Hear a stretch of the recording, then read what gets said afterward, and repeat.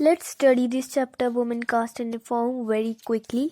सो पहले के समय में जो अब की चीज़ें हैं उससे बहुत अलग हुआ करता था। पहले जो था बहुत सारे 1000 years पहले जो था चिल्ड्रंस को बहुत ही अर्ली एज में मैरिज करनी पड़ती थी और कर लेते थे बच्चे। और मेन हिंदू मुस्लिम्स में जो मेंस को जो था 1 से 1 से ज़्यादा वाइफ रखने का राइट था और 1 से ज़्यादा शादी करने का राइट था। और विधवा जो होती थी उन्हें अपने हस्बैंड के फनल के ऊपर जल के जो है मर जाना होता था, क्योंकि जो वुमेन इस फॉर्म में मरती थी उसको जो है बहुत ही लोग विलिंगली करते, उसकी बहुत तारीफ करते थे और प्रेस करते थे उसको। इस प्रथा को सती प्रथा कहते थे। वुमेन्स का कोई राइट नहीं था प्रॉपर्टी के ऊपर और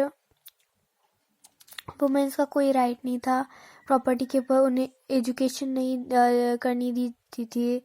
एजुकेशन पर कोई राइट नहीं था। कंट्री में ये बिलीव किया जाता था कि वुमेन अगर एजुकेट करेगी तो वो विडो हो जाएगी, जबकि इसका कोई सेंस नहीं था।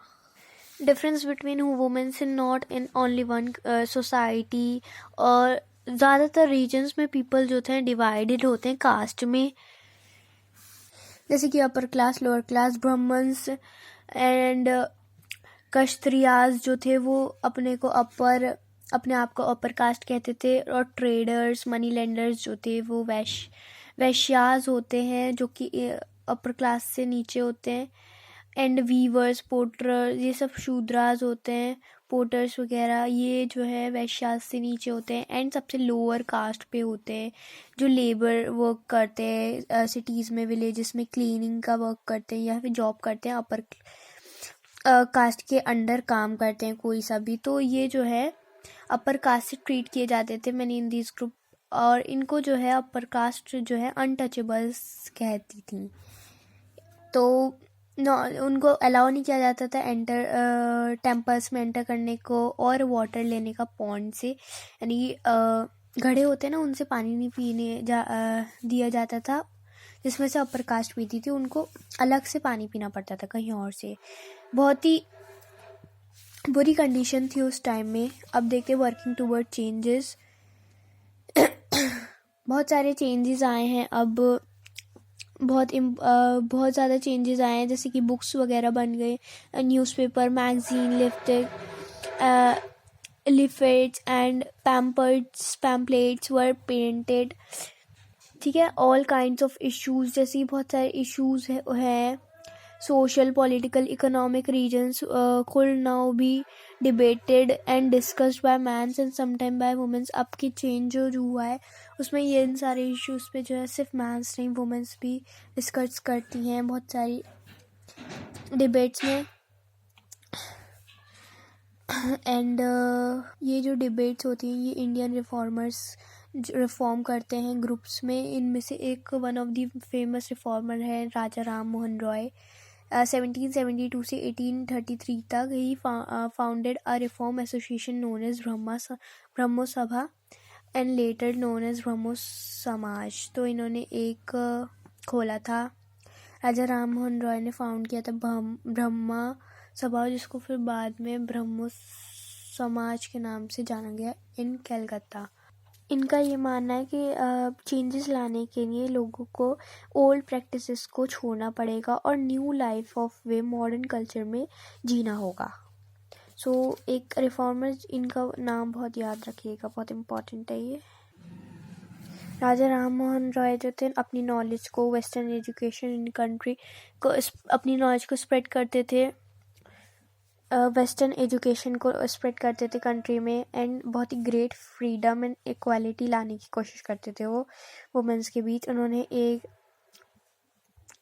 इन्होंने लिखा था कि womens were forced to bear the burden of domestic works. Womens के ऊपर बर्डन डाला जाता है, उन्हें फोर्स किया जाता है डोमेस्टिक वर्क करने के लिए और घर के कामकाज करने के लिए, किचन में काम करने के लिए, और उन्हें अलाउ नहीं किया जाता है बाहर जाने के लिए और एजुकेशन के लिए।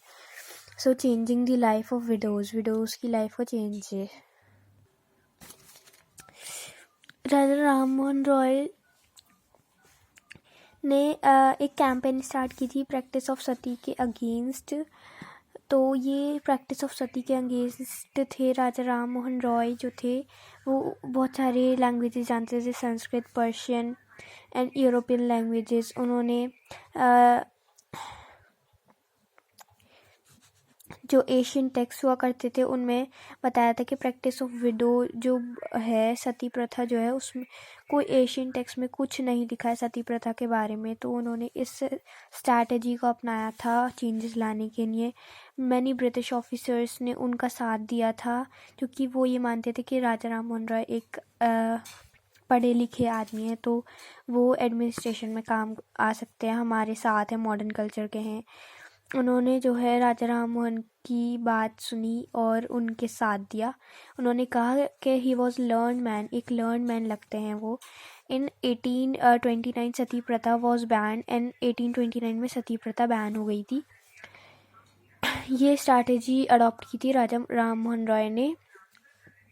जो स्ट्रैटेजी अडॉप्ट की थी वो बाद में लेटर रिफॉर्मर्स ने, उनके बाद जो रिफॉर्मर्स आए उन्होंने भी यही स्ट्रैटेजी यूज़ की। उन्होंने एशियन टेक्स्ट में ढूंढते थे चीज़ें और कहते थे कि ये सब इन चीज़ एशियन टेक्स्ट में नहीं लिखा है, तो ये फिर जो है कोई मायने नहीं रखता, इन चीज़ों को बैन कर देना चाहिए। तो जो इम्पोर्टेंट चीज़ें हैं उनको मैंने बॉक्स में कर रखा है, ये बहुत इम्पोर्टेंट है। एक तो था राजा राम मोहन रॉय ने कौन सा सभा खोला था, ब्रह्मो सभा खोला था, जो कि ब्रह्मो समाज के नाम से जाना गया, राजा राम मोहन रॉय ने। एंड उन्होंने सती प्रथा बैन करवाई, ये अगेंस्ट सती प्रथा के। एंड सती प्रथा बैन हुई थी 1829 में। उसके बाद फेमस रिफॉर्मर आते हैं ईश्वर चंद्र विद्यासागर। इन्होंने भी एशियन टेक्स्ट का यूज़ किया था। ये इन्होंने सजेशन दिया था विडोज कैन रिमैरी, यानी कि विडो की दोबारा शादी हो सकती है। और इसके लिए भी एक लॉ पास कर दिया गया था 1856 में, विडो रिमैरेज कर सकती हैं, इसके लिए लॉ पास किया था 1856 में। किसने किया था? ईश्वर चंद्र विद्यासागर, विडोज कुड रिमैरी, इन्होंने ये सजेशन दिया था। फिर आ जाते हैं अपने तेलुगु स्पीकिंग रिलीजन से। बहुत अलग अलग रिलीजन से जो थे हमारे रिफॉर्मर्स थे। तेलुगु से रीजन के मद्रास प्रेसिडेंसी रीजन से थे वीरासलिंगम पंतलू। ये एक form an association for widow remarriage, इन्होंने एक एसोसिएशन खोली थी विडो रिमैरेज के लिए। ज़्यादातर ऐसे ही हैं जिन्होंने विडो रिमैरेज को सपोर्ट किया, ऐसे रिफॉर्मर्स हैं। फिर आ जाता है नॉर्थ एरिया से स्वामी दयानंद सरस्वती, ये फाउंडर है आर्य समाज के। इन्होंने सपोर्ट किया था विडो रिमैरेज को। इन तीनों ने ही विडो रिमैरेज को सपोर्ट किया है, जैसे कि I for Ishwar Vidyasagar and V for Veeresalingam Pantulu and Swami Dayanand Saraswati S for. So इससे आप याद कर सकते हैं विडो रिमैरेज। और राजा राम मोहन रॉय तो है ही। सो जो मैरिज कर लेती थी विडोज़ के लिए एक्ट तो पास हो गया, लेकिन जो मैरिज कर लेती थी ये एक्सेप्टेबल नहीं था सोसाइटी से। ईज़िली सोसाइटी ने एक्सेप्ट नहीं किया और अपोज करते थे, इन न्यू लॉज के खिलाफ थी सोसाइटी। उसके बाद है गर्ल्स ने स्कूल जाना स्टार्ट कर दिया, ये दिखाया गया ईश्वर विद्यासागर के पिक्चर है।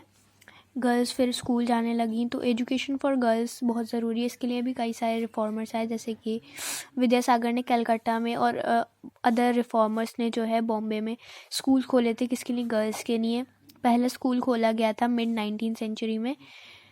Many people were afraid of them, यानी कि लोग डरते थे कि कुछ रीज़न्स है कि उस टाइम के पीपल जो है गर्ल्स को क्यों स्कूल नहीं भेजते थे। उन्हें लगता था कि स्कूल्स जो हैं वो लड़कियों को घर से दूर कर देंगे। They fear that school would take girls away from home, prevent them from doing their domestic duties. अगर वो स्कूल जाएंगी घर के काम काज नहीं कर पाएंगी।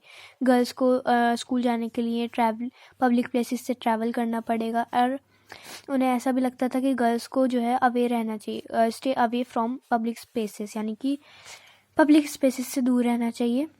तो रसुंदरी देवी ने एक बुक लिखी थी सोशल एंड पॉलिटिकल लाइफ पे last year.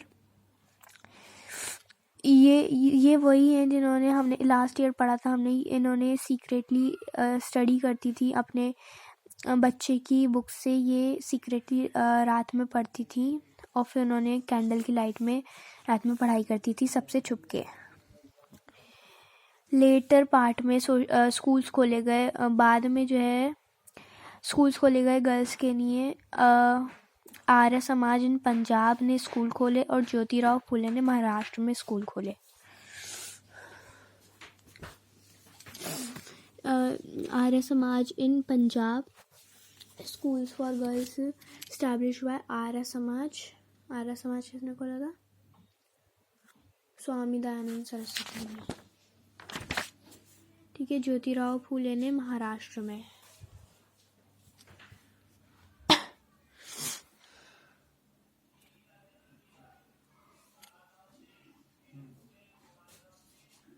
Then Muslims society में भी बहुत सारे थे। मुमताज़ अली, जैसे कि इन्होंने कहा था कुरान में जो है लड़कियों को एजुकेशन देने के लिए लिखा गया है। ये कुरान में जो है अलाउ करते हैं गर्ल्स को एजुकेशन के लिए। और वुमेंस राइट अबाउट वुमेंस, यानी कि मुस्लिम वुमेंस जो थी लाइक बेगम्स ऑफ भोपाल, इन्होंने एक बहुत ही रोल प्ले किया है एजुकेशन फॉर वुमेंस के लिए। इनका भी एक रोल रहा है। इन्होंने प्राइमरी स्कूल्स खोले थे गर्ल्स के लिए अलीगढ़ में। और दूसरी हैं बेगम रुकैया शखावत हुसैन, इन्होंने भी स्कूल खोले थे मुस्लिम गर्ल्स के लिए पटना में एंड कलकत्ता में। सो 1880 में इंडियन वुमेंस ने यूनिवर्सिटीज़ में जाना स्टार्ट कर दिया था स्कूल से। बहुत सारे डॉक्टर बनने लग गई थी, टीचर बनने लग गई थी। उन्होंने राइटिंग, पब्लिशिंग ये सब स्टार्ट कर दिया था। ताराबाई शिंदे और women educated at the home at Poona publish a book स्त्री पुरुष तुलना। इन्होंने ताराबाई शिंदे ने, एक वुमेन है जो घर पे पढ़ी थी पूना में, इन्होंने एक बुक लिखी थी स्त्री पुरुष तुलना। इसका मतलब है वुमेन्स में एंड मैंस में कंपैरिजन। इन्होंने इसका मोटिव था, क्रिटिसाइज करता थी ये book social differences between mens and womens. Pandita Ramabai is a great scholar of Sanskrit. इन्होंने कहा था कि हिंदुज़म एक अप्रेसिव है टूवर्ड्स वुमेन्स के खिलाफ। हिंदुज़म बहुत ही ज़्यादा खिलाफ रहते, तो इन्होंने उसके बारे में एक कमेंट पास किया था। इन्होंने एक बुक लिखी थी upper caste miserable lifes of upper caste Hindu womens. She founded a widow homes. इन्होंने विडोज़ के लिए घर खोले थे, घर बनाए थे पूना में, जो ताकि विडोज़ जिनको घर से निकाल दिया जाता था, जो उनके हस्बैंड उन्हें बैडली ट्रीट करते थे, उनको इन्होंने छत प्रोवाइड की थी, शेल्टर प्रोवाइड किया था, घर बनाया था। एंड जो ऑर्थोडॉक्स होते हैं, यानी कि जो पुरानी सोच के लोग होते हैं, उन्होंने बहुत अप्रोसिव होते हैं, बहुत ही खिलाफ रहते हैं इन सारी चीज़ों के। तो हिंदू नेशनलिस्ट फेल्ट, उन्हें लगा हिंदू नेशनलिस्ट को कि हिंदू वुमेन्स को अडॉप्ट करें western way and that this will corrupt Hindu culture and erode family values. जो वुमेन्स वेस्टर्न कल्चर अडॉप्ट कर रही हैं वो हिंदू कल्चर को ख़राब कर रही हैं, करप्ट कर रही हैं एंड फैमिली वैल्यूज़ को भी ख़राब कर रही हैं। ऑर्थोडॉक्स मुस्लिम्स जो हैं वो वरी रहते थे कि इन चेंजेस से क्या इम्पैक्ट पड़ेंगे। इन्होंने एक अब गर्ल्स जो वुमेन्स जो थी बहुत आगे बढ़ गई, वो बुक्स लिखने लग गई हैं, मैगज़ीन एडिट करने लग गई, स्कूल्स को ले गए, ट्रेनिंग सेंटर्स में जाने लग गई हैं। एंड अब राइट टू वोट भी सबके लिए है, better health care and education for womens. ये सारी चीज़ें नए 20वीं सेंचुरी तक सब कुछ मिलने लग गया, चेंजेस हुए हैं ये सब।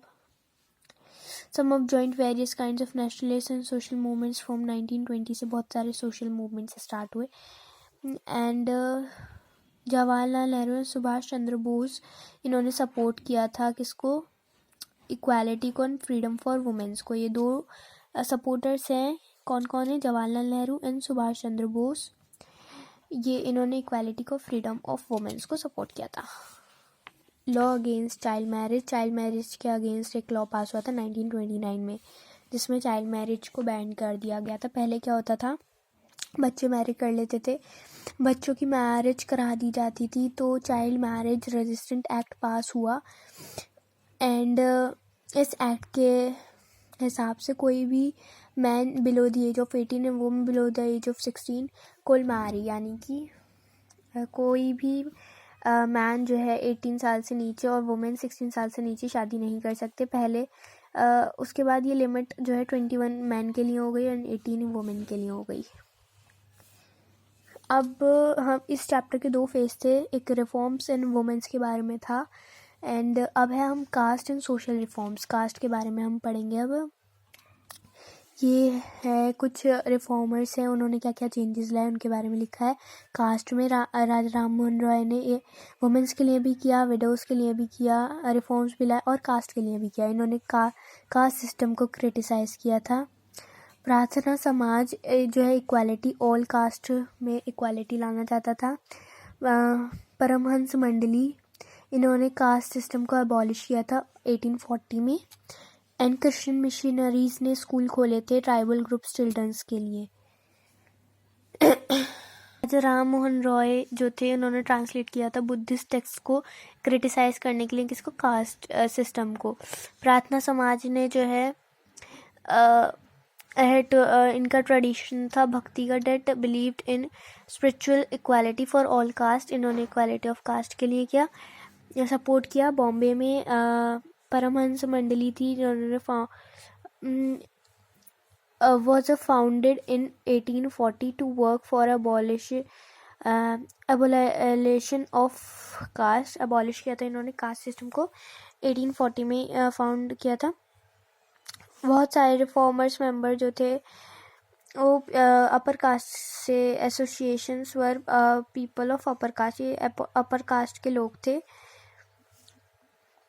एंड इन रिफॉर्मर्स ने वायलेट किया था कि इसको कास्ट तबोस को, तबोस होते हैं जो पुरानी वो होते हैं ना रीति रिवाज वगैरह, उन सबको तबोस कहते हैं। On food and touch in efforts in an efforts to get rid of the hold of caste prejudiced in their lifes, यानी कि इन्होंने इन सारी चीज़ों तबोस, कास्ट तबोस को बैन करवाया। इन्होंने फूड वगैरह को टच किया ताकि वो ये कह सकें कि अनटचेबल्स किसी चीज़ को टच करते हैं तो मतलब कोई गुनाह नहीं है। फिर क्रिश्चियन मिशनरीज ने भी स्कूल खोले थे ट्राइबल पीपल के लिए, लोअर कास्ट चिल्ड्रंस के लिए। पुअर जो थे, poor began living their school villages, अब जो थे पुअर पीपल जॉब के लिए विलेजेस छोड़ रहे थे और सिटीज़ में जा रहे थे, फैक्ट्रीज़ में जा रहे थे जॉब के लिए, जिसकी वजह से डिमांड बढ़ रही थी, लेबर के लिए डिमांड बढ़ रही थी। तो ये लोग जो थे फैक्ट्रीज़ में जा रहे थे, सिटीज़ में जा रहे थे फैक्ट्रीज़ में काम करने के लिए, पैसे के लिए। वो कोई भी काम कर लेते थे, जैसे कि रोड लेड रोड्स बनाना, बिल्डिंग कंस्ट्रक्शंस वगैरह, क्लीनिंग एंड कूली का काम, कैरियर, क्लीनर, स्वाइपर, बहुत सारे काम है। कोई भी काम करने के लिए रेडी हो सकते थे, रेडी हो जाते थे। और प्लांटेशन भी करते थे, जैसे आपने इंडिगो प्लांटेशन पढ़ा था। टी प्लांटेशन करते थे असम, ट्रिनिडाड एंड इंडोनेशिया, बहुत सारे इन 4 जगहों पे ट्री प्लांटेशन भी करते थे वो वर्कर्स, पुराने पुअर वर्कर्स जो थे। तो उनको अपॉर्चुनिटी दिखी थी to get away from oppressive hold at upper caste landlords, मतलब कि अपर कास्ट लोग उनके ऊपर होल्ड करके रखते थे। तो उन्हें ये अपॉर्चुनिटी दिखी इन सबसे दूर जाने की, तो उन्होंने जो है यहाँ बाहर जाके काम करना स्टार्ट किया। अब है who could produce shoes, leather workers जो थे ट्रेडिशनली, जब फर्स्ट वर्ल्ड वार हुआ था तब शूज़ वगैरह की ज़्यादा ज़रूरत होती थी। तब मतलब कि तो इसमें बेसिकली ये बोला गया है कि फर्स्ट वर्ल्ड वार के टाइम बहुत सारे शूज़ की ज़रूरत थी आर्मीज़ के लिए, तो इन लेदर वर्कर्स को से ये शूज़ वगैरह लिए जाते थे। तो ये हाई प्राइस उनसे आस्क करते थे हाई प्राइस के लिए, और प्रॉफिट इनको ताकि गेन हो। तो उस टाइम पे इन्हें काफ़ी प्रॉफिट हुआ था। And the number of Mahar people who were regarded as untouchables found a job in Mahar regiment यानी कि महार एक कास्ट सिस्टम है जिनको अनटचेबल्स कहा जाता है। The father of B.R. Ambedkar और leader of Dalit movement taught at an army school. तो जो B.R. अम्बेडकर है ना वो इसी महार ग्रुप से हैं। सो ये लीडर है किसके, दलित मूवमेंट के। अगर आपने पढ़ा होगा दलित वुमेन के स्कूल में नहीं दिया जाता था क्योंकि वो अनटचेबल्स मानते थे, ऐसा। So demands for equality and justice, non-Brahman caste begin organizing movement against caste, यानी कि जो ब्राह्मण नहीं है, ब्राह्मण अपर कास्ट होते हैं, नॉन ब्राह्मण कौन हो गए, उनके नीचे वाले लोअर कास्ट वाले, उन्होंने ऑर्गेनाइजेशन मूवमेंट्स स्टार्ट कर दिए किसके अगेंस्ट, कास्ट के, डिस्क्रिमिनेशन के against, social equality and justice लाने के लिए। Satnami movement in central India में यानी बीच इंडिया के बीच में सतनामी मूवमेंट स्टार्ट हुआ जो कि Ghasidas founded by Ghasidas and who worked among the leather workers and जो उनके leather workers के साथ साथ काम करते थे। एंड इन्होंने एक मूवमेंट ऑर्गेनाइज किया to improve their social status को, अपने इम्प्रूव करने के लिए सोशल स्टेटस को। Haridas Thakur Matua set a work among Chandala cultivators and ये सारी कुछ डिमांड्स हैं इक्वालिटी एंड जस्टिस के लिए जो लोगों ने की थी।